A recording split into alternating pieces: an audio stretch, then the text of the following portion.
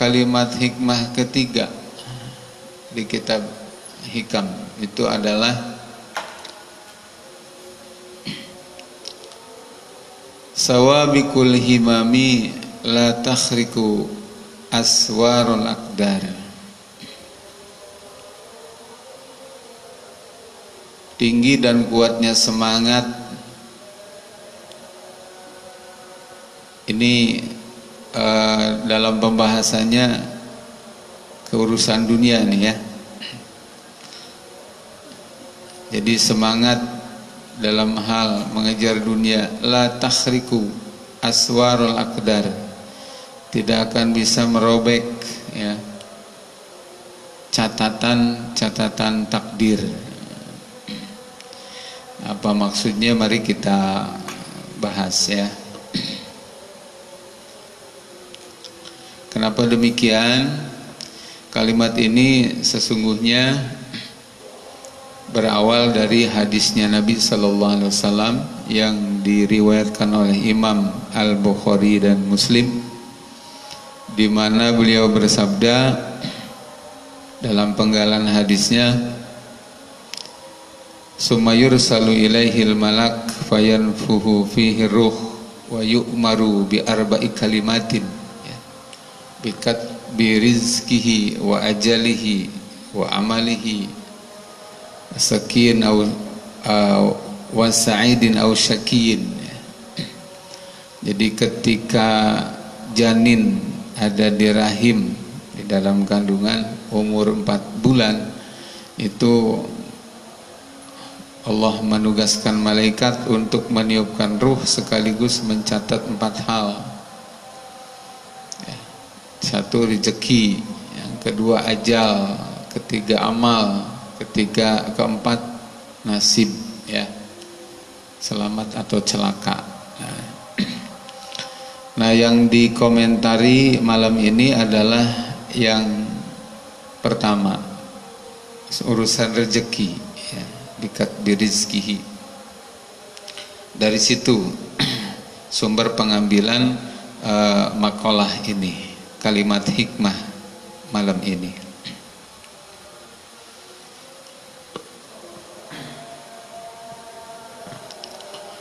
Jadi rezeki sudah dicatat untuk setiap manusia ya. Termasuk juga takarannya, ukurannya. Oleh karena itu maka jangan galau dengan urusan dunia. Yakinlah kepada Allah. Bahkan kalau di ayat yang lain, bukan cuma manusia ya yang dapat jaminan rezeki itu. Allah Subhanahu wa taala berfirman di surat Al-Ankabut ayat 60, wa ka'ayyim min dabbatin la tahmilu rizqaha Allahu yarzuquha wa iyyakum. Betapa banyak hewan ya yang tidak membawa rezekinya, dan hanya Allah lah yang memberikan rezeki kepada mereka dan kepada kalian. Ada lagi ayat, wa ma min dabbatin fil ardi illa 'alallahi rizquha. Tidak ada hewan yang melatak di atas bumi kecuali sudah dijamin rezekinya oleh Allah. Jadi urusan rezeki itu sudah dijamin. Dari mana didapatnya ya, berapa kadarnya. Oleh karena itu maka perkara yang dijamin ini jangan bikin kita galau. Oleh karenanya maka di kalimat hikmah yang keempat, Syekh Ibnu Athaillah mengatakan, arih nafsaka minat tadbir. Jadi istirahatkanlah jiwamu dari kesibukan mengatur dunia ini. Kenapa? Fama qama bihi ghairuka anka ala takum bihi li nafsika. Karena kan itu sudah diurus oleh Allah. Gitu. maka lebih baik curahkan perhatian, konsentrasi, fokus terhadap sesuatu yang belum dijamin. Apa itu? Tentang keselamatan kita. Keselamatan kita ini ya. Apakah hidup kita akan berakhir dengan husnul khotimah atau su'ul khotimah? Ini perkara yang buat kita nggak ada jaminannya. Kalau Rasulullah dulu sudah dijamin ya. Demikian juga 10 sahabat sudah dijamin. Kalau kita enggak, karena ini belum dijamin mati kita itu baik atau buruk, maka sungguh-sungguhlah untuk beramal baik gitu. Kita juga belum ada jaminan ya, kita tidak tahu nanti dalam barzah kita ini tergolong orang yang bahagia atau disiksa ya. Lebih jauh lagi nanti ke akhirat, apakah kita ini termasuk golongan ahli surga atau ahli neraka? Itu kita belum ada jaminan. Karena belum ada jaminan, perkara ini mestinya kita sungguh-sungguh. Di dalam satu ayat ya, Allah Subhanahu wa taala berfirman, ya ayyuhalladzina amanu taqullaha haqqa tuqatih wa la tamutunna illa wa antum muslimun. Hai orang-orang yang beriman, kata Allah, bertakwalah kalian kepada Allah dengan sebenarnya takwa, wa la tamutunna, dan sungguh jangan kamu mati, illa wa antum muslimun, kecuali dalam keadaan Islam. Tafsir Ibnu Katsir mengatakan aidawimu alal Islam. Jadi istiqomahlah hidupmu di dalam Islam, kata beliau begitu. Terikat dengan syariat Islam. Kenapa? Li'annahu yuhsarul mar'u ala ma mata alaih.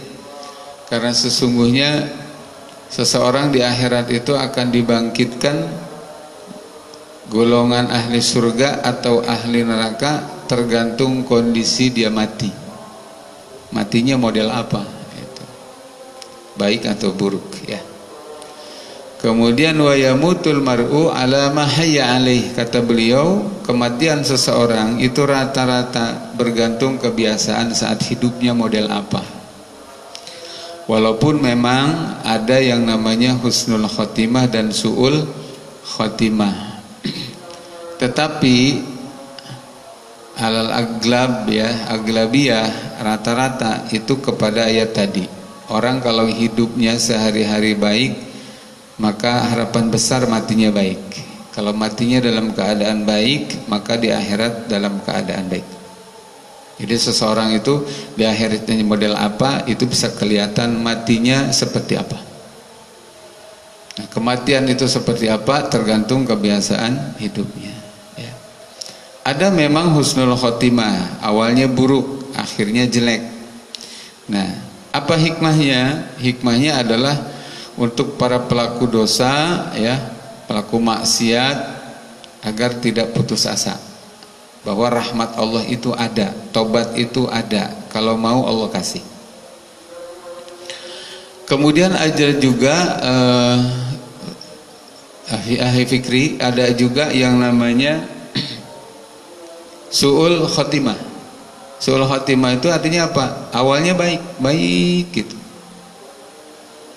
tapi matinya dalam keadaan buruk, entah itu sedang maksiat. Bahkan ada orang yang hidupnya dalam keadaan Islam, matinya justru dalam keadaan kafir. Na'udzubillah min dzalik. Ada, tetapi tidak sebanyak yang tadi ya, jarang. Apa hikmahnya? Hikmahnya adalah untuk menjadi peringatan kepada orang-orang yang soleh, kepada orang-orang yang takwa, agar jangan pernah sombong dan jangan merasa aman. Ingat, setan dan hawa nafsu bekerja bagaimana mencelakakan kita setiap saat. Mintalah selalu perlindungan kepada Allah Subhanahu wa taala. Jadi orang yang soleh jangan sombong dengan kesolehannya, karena boleh jadi kalau sombong justru akan berakhir dengan su'ul khatimah. Sebaliknya para pelaku dosa jangan pernah putus asa, karena boleh jadi justru mendekati kematian, ada keinginan kuat untuk bertobat dan kemudian Allah terima sehingga mati dalam keadaan baik. Ya. Nah, para sahabat sekalian, jamaah yang dirahmati Allah Subhanahu wa taala, kembali lagi ya. Jadi rezeki itu perkara yang sudah dijamin. Ayatnya sudah dibacakan tadi. Kemudian saya tambahkan dengan hadis Nabi sallallahu alaihi wasallam, ya. Kata beliau, la tamutu nafsun hatta tastakmila rizqaha wa ajalaha. Ya, seseorang itu tidak pernah akan mati sehingga dua hal sudah terpenuhi. Apa itu? Rezekinya sudah tuntas. Artinya apa? Tidak mungkin namanya manusia hidup nggak dikasih rezeki, itu nggak mungkin. Demi Allah pasti dikasih rezeki. Soal besar dan kecil relatif. Soal cukup atau kurang itu relatif, karena faktanya banyak orang dikasih banyak gak cukup, ada orang yang dikasih sedikit bahkan bisa berbagi. Itu yang namanya berkah. Nanti kita bahas. Intinya adalah selama hayat di kandung badan, rezeki pasti dijamin oleh Allah. Ya, jadi nggak usah galau, ya, dengan persoalan rezeki. Galaulah dengan perkara yang belum dijamin. Tentang apa? Keselamatan kita. Ya, mati akan seperti apa, di akhirat akan seperti apa. Dan ini persoalan yang banyak dilupakan orang. Disitulah pentingnya kita ngaji. Coba kalau kita nggak ngaji, Masya Allah, apalagi dalam kondisi katanya sulit ekonomi seperti ini, kan luar biasa orang berkalang kabut. Tapi jarang yang kalang kabut dengan persoalan tentang tadi nasib dia matinya akan seperti apa.